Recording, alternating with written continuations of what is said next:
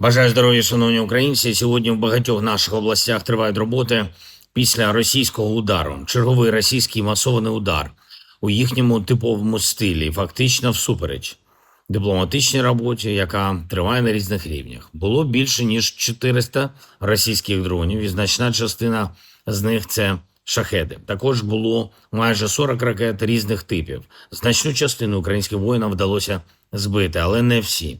Важливо, щоб і надалі справді активно українські дипломати, українські урядовці, українські військові разом з нашими партнерами працювали над тим, що працює реально.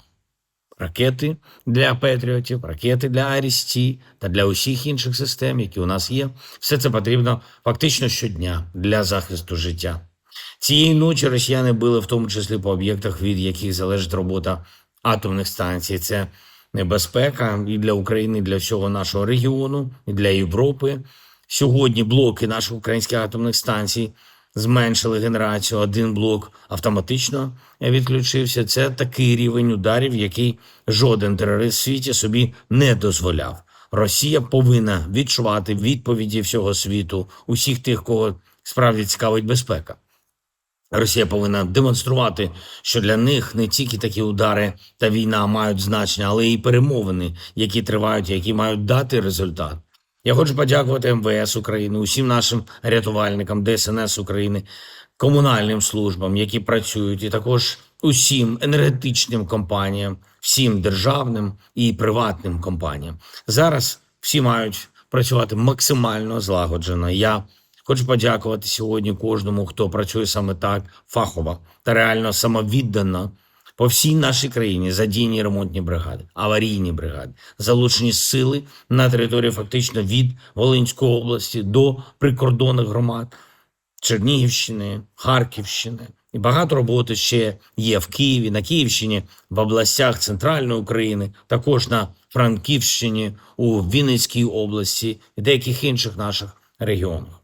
Я доручив також уряду та МВС надавати всю необхідну допомогу Одещині, допомогу Миколаївщині через складні погодні умови, важкі перепади температури. Не просто на дорогах в південних областях, загалом для комунальної сфери. Треба, щоб допомога була. Була сьогодні зустріч також у мене з міністром оборони Франції. Пані міністр в Україні з візитом поінформував про наслідки удару сьогоднішнього. Ми обговорили, що потрібно терміново для нашої стійкості, для захисту України. Передусім це ППО, військова авіація, спільна робота для оборони, для посилення Європи. Я дякую Франції за всю надану підтримку. Вдячний буду і за реалізацію того, про що ми говорили сьогодні.